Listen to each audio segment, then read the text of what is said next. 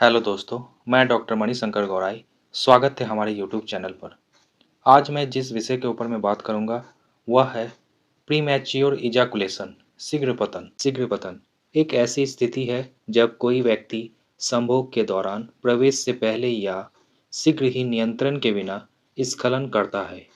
यह कम से कम यौन उत्तेजना के साथ होता है और व्यक्ति वास्तव में इतनी जल्दी स्खलन की इच्छा नहीं करता है। इसका परिणाम दोनों भागीदारों के लिए सेक्सुअल एक्ट से असंतोषजनक मात्रा में खुशी मिलती है। इससे प्रदर्शन करने का दबाव व्यक्ति को मिलता है और अतिरिक्त चिंता रोगी के संकट में जुड़ जाती है। यह पुरुषों में यौन रोगों की अभिव्यक्तियों में से सबसे आम है।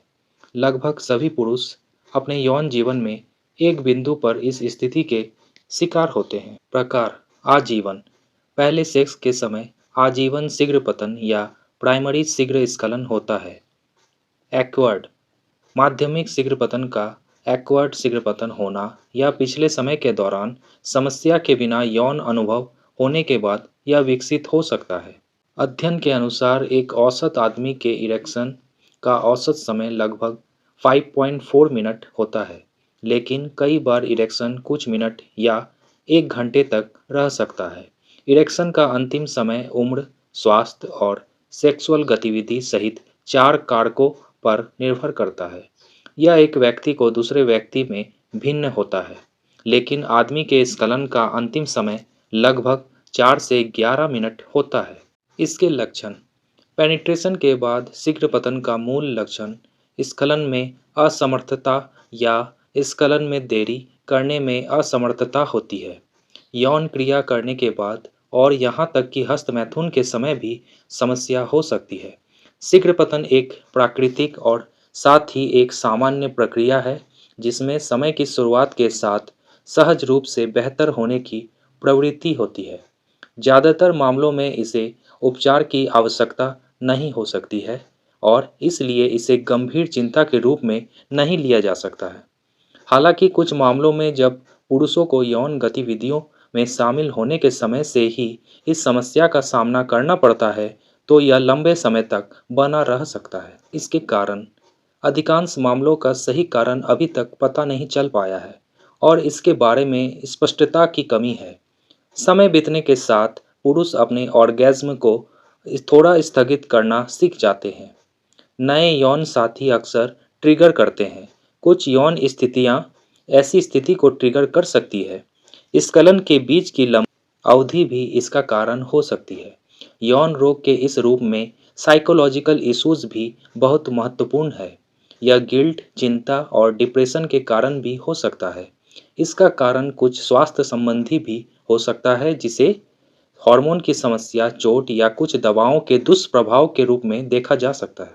डायग्नोसिस: डायग्नोसिस करने के लिए रोगी की जांच करने वाले डॉक्टर उसके यौन और चिकित्सा इतिहास के बारे में गहन चर्चा करेंगे। उसका व्यापक शारीरिक परीक्षण किया जाएगा। इसके अलावा डॉक्टर रोगी के साथी के साथ स्थिति पर चर्चा करना चाह सकते हैं। डॉक्टर स्पष्ट रूप से लैब टेस्ट के माध्यम से भी कुछ चिकित्सा समस्याओं को रूल आउट करना चाहेंगे। अब बात करते हैं कि क्या ये एक गंभीर समस्या है। हालांकि शीघ्र पतन एक आम समस्या है, लेकिन समय के साथ इसका इलाज और प्रबंधन संभव है। हालांकि कुछ मामलों में इसे चिंता का विषय माना जा सकता है, क्योंकि अधिकांश पुरुष इस बारे में शर्मिंदगी की भावना विकसित करते हैं। इसके अलावा कुछ जटिलताएं जैसे तनाव, अस्वस्थ संबंध और प्रजनन संबंधी समस्याएं भी इस स्थिति के बाद हो सकती है, जो इसे एक गंभीर समस्या बनाती है। क्या महिला गर्भवती हो सकती है? शीघ्र पतन पुरुषों में पूरी तरह से एक सामान्य और प्राकृतिक प्रक्रिया है। इसे आमतौर पर गंभीर चिंता का विषय नहीं माना जाता है, क्योंकि ऐसी स्थितियों में गर्भधारण की संभावना अभी भी बनी रहती है। समय से पहले स्खलन वीर्य में शुक्राणु की उपस्थिति होने की संभावना और इसी तरह गर्भवती होने की संभावना इस मामले में काफ़ी स्पष्ट है। कितने समय तक चलता है? शीघ्र पतन की स्थिति समय अंतराल के 2 मिनट से अधिक नहीं रहती है। इसका वास्तव में मतलब है कि ऐसी स्थिति से पीड़ित व्यक्ति स्खलन से पहले 2 मिनट से अधिक समय तक संभोग का आनंद नहीं ले पाता है। यह स्थिति यौन निराशा के साथ साथ शर्मिंदगी के साथ भी हो सकती है, जिसका एक आदमी सामना करता है। क्या खाएं? आहार संशोधन से शीघ्र पतन के नियंत्रण और प्रबंधन में मदद मिल सकती है। ऐसी स्थितियों में उपभोग की जाने वाली कुछ खाद्य पदार्थों में जिंक और मैग्नीशियम जैसे खनिजों से भरपूर स्रोत शामिल है। वे स्रोत शायद दही, पालक, बादाम, सोयाबीन जैसे बीन्स, राजमा, छोले और मटर, कद्दू के बीज और तिल के बीज, जड़ी बूटियां और मसाले जैसे लहसुन, साबुत अनाज आदि में पा सकते हैं। क्या नहीं खाना चाहिए? कुछ खाद्य पदार्थ शीघ्र पतन की स्थिति पर प्रतिकूल प्रभाव डाल सकते हैं। ऐसे खाद्य पदार्थों और खाने की आदतों से जिन्हें ऐसी परिस्थितियों में बचना चाहिए उनमें उच्च चीनी आहार, उच्च स्टार्च सामग्री से भरपूर आहार, शराब का अत्यधिक सेवन, धूम्रपान जैसे नियमित रूप से निकोटीन लेना, जंक फूड या प्रोसेस्ड फूड खाने से बचना। ये सब अगर आप नहीं खाते हैं तो आप शीघ्र पतन की समस्याओं से दूर रह सकते हैं। शीघ्र पतन के लिए होम्योपैथिक उपचार। 5 बेस्ट होम्योपैथिक दवाएं। सबसे पहली है एवाइना सैटाइवा। नपुंसकता के साथ शीघ्र पतन होने पर एवाइना सैटाइवा का प्रयोग किया जाता है। दूसरी दवा है स्टेपिसेग्रिया। गहरी भावनाओं वाले शांत पुरुष इस दवा के पात्र हो सकते हैं। नपुंसकता की समस्या अक्सर शर्मिंदगी से होती है।